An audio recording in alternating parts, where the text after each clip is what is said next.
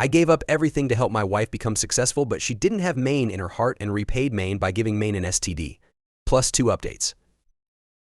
My wife 37F and I 40M met about 14 years ago and have been married for around 10. We have 2 wonderful kids, 6 and 4 years old. Despite the years, to this day, she remains the most beautiful and smartest woman I've ever met. She's been my reason to live since we got married. Although we faced some hardships, we were once very happy. A few years into our marriage, we bought a house that we loved, even though it was far from the city center. Life was good until my wife became seriously depressed after giving birth to our second child. To help her, we sold our house because my long commute made it hard for me to assist at home, and she also wanted to go back to work. We rented an apartment closer to the city, just 15 minutes from my workplace, but the rent cost 3 times more than the monthly loan repayments for our previous home. Financially, it was a huge burden as we could only depend on my salary, but I wanted to be there for her. Then, just 3 months after moving in, COVID hit, and we were stuck at home for a long time. My company implemented work-from-home policies, which made our move seem pointless. Her depression worsened. She tried various ways to earn money from home, like selling stuff online, blogging, and trading, but nothing worked. She also enrolled in courses but didn't finish them. She felt responsible for not being able to contribute financially. I did my best to support her and assured her not to worry about money, that I'd take care of us until she found a job she liked. When COVID restrictions eased a bit, she enrolled in a business seminar that's held every few months, either locally or abroad. The content of this seminar is concerning. I listened to recordings of past gatherings, and the speaker spouts some truths, like if you keep doing the same things, you'll end up with the same results, while also often promoting questionable life choices, like having affairs and living a selfish lifestyle, to say the least. My wife herself admitted the content was garbage but insisted on attending because, despite this, some of the attendees happened to be financially successful people. According to her, she could seek financial advice and make business connections. She also happens to love traveling, which is probably the main reason she likes going, especially when it takes place abroad. On the bright side, she came back from the first seminar abroad motivated to start a new business. On the other hand, she brought COVID back with her that time. We all got sick, and with my kids still burning with fever for days, she just kept talking about wanting to go abroad for the next seminar. I snapped, and we got into an argument, but this didn't stop her at all. That year, she went to 4 seminars abroad, leaving me alone to juggle work, house chores, and childcare for around 2 weeks each time. My kids missed her badly, often crying and asking why their mom wasn't home for days. Her parents helped sometimes, but it was still tough. They also disapproved of her behavior and kept constantly telling me that she was being selfish, that she didn't used to be like this, and that she'd stop at some point.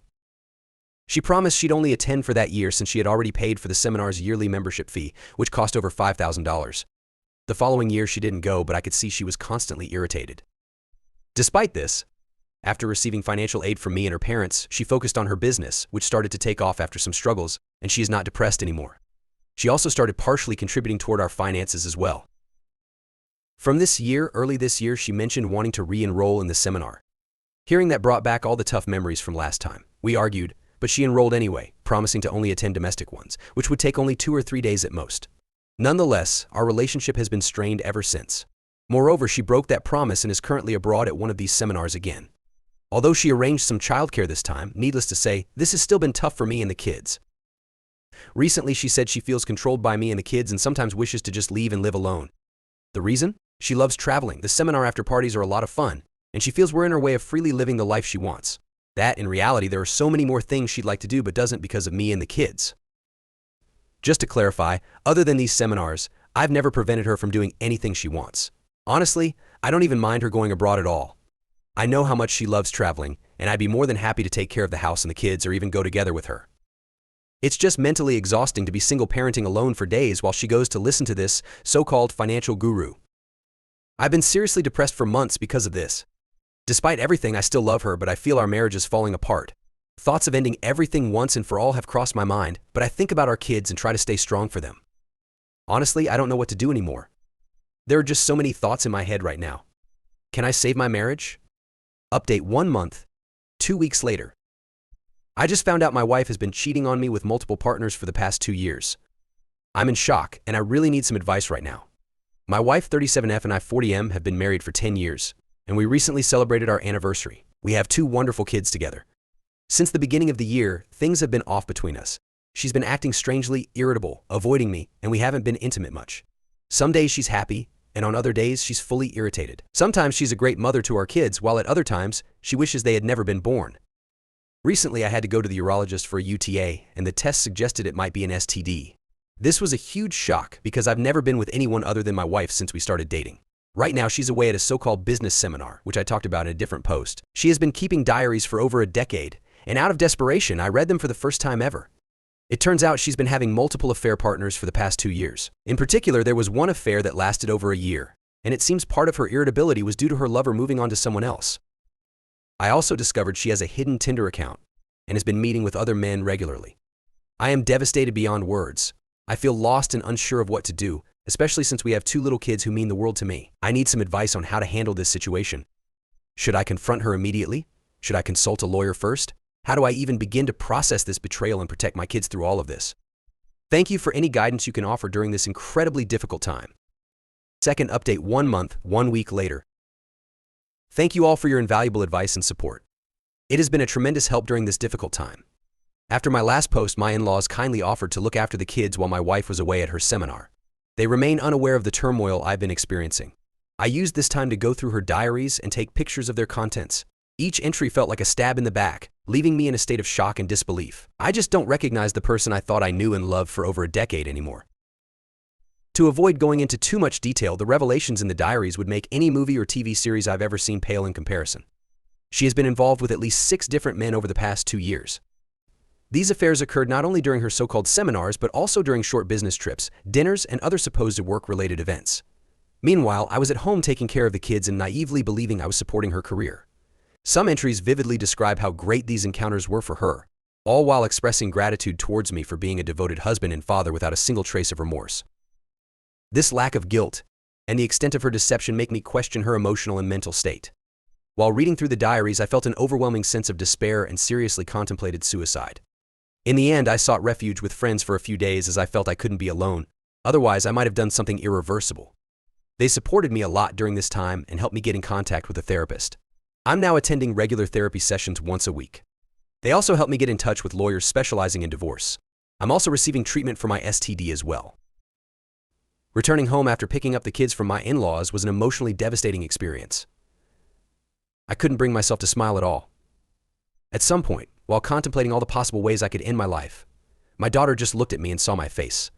Without saying a word, she came over and wrapped her arms around me. At that moment, I broke down, held her tightly, and burst into tears in front of her. She's my sweet angel, and the shame of having considered leaving my kids to suffer under their mother's disdain was almost too much to bear. For the first few weeks after finding out, I could barely sleep and had to rely on sleeping pills just to get through the nights. My motivation was at an all-time low, affecting both my home life and my work. I forced myself to continue exercising and found that it was the only thing that actually made me feel better during this time. To whoever said in the previous post that I shouldn't give up on exercising, thank you. You may have just saved my life. The stress intensified after my wife returned from her trip. Initially, it took all my energy to hide my disgust toward her and the knowledge I had gained about her actions. I've somewhat gotten used to this now, but it remains emotionally draining. She did notice that something was off, but still seems to believe that I am entirely unaware of what has transpired. Her lack of shame is staggering. Just recently, she asked me to buy her the expensive gift I promised for our 10-year anniversary, which I made an excuse not to. Yet, despite her going on another business trip the day after our anniversary, an event described in excruciating detail in her diaries, to make matters worse, she was even arranging to meet her latest partner on the day of my birthday. Nowadays, I've started to feel a lot better, thanks to exercise and therapy. I had never been to a therapist before in my life, and honestly, I regret not going sooner. Despite my wife betraying me in the worst possible way, part of me still thought that maybe all of this was my fault. Maybe if I had done this or if I had put more effort into that, I blamed myself for a lot of things. My therapist helped me see that while I could have done some things differently, in the end, I cannot be held responsible for the actions she chose to take. No one deserves to be betrayed the way I was. If I'm at fault for anything, it's for blaming myself for everything, always putting her needs ahead of my own, and trusting her unconditionally without question. While it was extremely hard for me to balance work and look after the kids alone every time she went on these trips, I always let her go after convincing myself that I was doing it for her to support her business, to let her relieve stress from being at home. I believed this is what a supportive husband would do, and thought that if I had a better job or made her happier, she wouldn't feel the need to escape from home. I'd be lying if I said I'm not depressed anymore, but I'm certainly doing much better these days. Nowadays, I feel more rage than sadness, and it's that rage that's keeping me going. My therapist advised me to channel this rage into the things I do, which has worked surprisingly well. I talked with 2 law firms about my situation and was advised to collect more evidence, which I've been devoting myself to over the past few weeks. I finished digitizing all of her diaries from the past 2 years, which were quite extensive. I gained access to her computer and found numerous photos, chat conversations, and documents to help my case. She's been posting all of her adventures in a very distorted private Facebook group, and I've taken plenty of screenshots. I've compiled a list of all her affair partners from the diaries, and I've been identifying them one by one on social media. I've gathered everything I could on her current affair partners, even managing to figure out where they live and/or work. Now I'm debating whether I should confront them or not. The things I've read in these diaries are so bizarre that I thought maybe she was just writing material for some sort of twisted novel until I found all the other evidence on her computer. Maybe I'm broken myself, but a part of me is actually enjoying the process of gathering all these pieces of evidence, cross-referencing them with her diaries, and finding everything I can about her and her lovers. Part of me wants to see her burn on social media by posting everything I've discovered, especially since her business relies heavily on it, but I'm holding back, knowing it would also affect me, the kids, and her parents, who have been nothing but kind to me since we got married. I'm also unsure whether to bring this to their attention, as it would probably devastate them. I'm planning on confronting her after consulting further with the lawyers to ensure I can gain custody of my kids. The country I live in tends to unfairly grant custody to the mother, even if she's unfit. I'll also be discussing the terms of the divorce and child support. In any case, thank you all for the advice. A few weeks ago, I was in complete despair and had no idea what to do or how to approach the situation. Now, little by little, I feel like I'm digging myself out of this hole I've been thrown into. Sorry if I don't respond to all your comments right now. My full attention is devoted to protecting my kids. Story 2. My brother is absolutely fixated on me and thinks every single action I take is directly and exclusively orchestrated to piss him off. It's so effing creepy, and I'm starting to fear for my life as he's using his delusional perception of my actions as an excuse to be actively aggressive with me. He has said on multiple occasions that passive aggression will be met with active aggression. If you cross me, I will kill you. He has physically confronted me on several occasions, including putting his hands on me during a discussion, grabbing my face, body blocking me while accusing me of theft. He misplaced it, and even once trying to repeatedly strike me in the head with a glass pie plate while loudly screaming "die" over and over. When he's not actively threatening my life, he's threatening to kill himself to our mom to brute force sympathy. He used to mock my cutting scars and say my self-harming tendencies, which got me committed overnight twice, were to garner attention and avoid responsibility. From where I'm standing, that accusation was pure projection, as he only pretends to be self-harming when challenged on his laziness. Otherwise, his acting side job would cut into loudly, and from what I can hear from my room, happily playing Dragon Dogma 2 all effing day while whining about there being no groceries. My brother in Christ, the things you ask for take up more than half of our entire grocery budget, and you ate it all in the first week. Who the F do you think you are? Back when I was working full-time to bring home groceries, he actually unironically, without a hint of sarcasm, said, "If you're going to use your job as an excuse to stay up late on the weekends, the least you could do is give me some money." It's like, do you not see the fridge, the deep freezer? Who the Fing Shing angel kissing Christ do you think was putting all that food there? I just stopped working. Why would I want to spend all my time working and have like 20% disposable income that I still had to dip into to buy stuff for the house because I was spending almost all my money on rent or groceries and not even be allowed to stay up late? So I stopped going and let the food bank and my disability payments pick up my slack, which meant the quality of our groceries plummeted. It was either that or I was going to have a bipolar meltdown. Interesting how I'm expected to manage my symptoms because no matter what happens, it's 100% my fault. But he can just flail with impunity, and both our parents and any institution you can name will play defense and make excuses for him. Every day he finds something to complain about and demands that I see it as an act of passive aggression. He gets viciously angry and you can hear the fake happiness in his tone as he goes, "No, it was passive aggressive when you dared to deny an accusation." Like the other day he left his dirty pot on the counter and I wanted to use it, so I cleaned it. I didn't mention it to him or leave a petty note, nothing.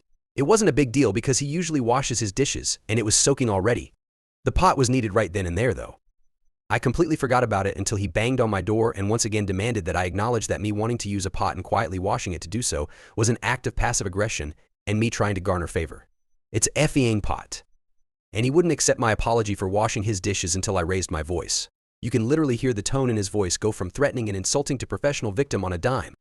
All I said when he was calling me a manipulative, passive-aggressive cockroach was, "It's a effing pot.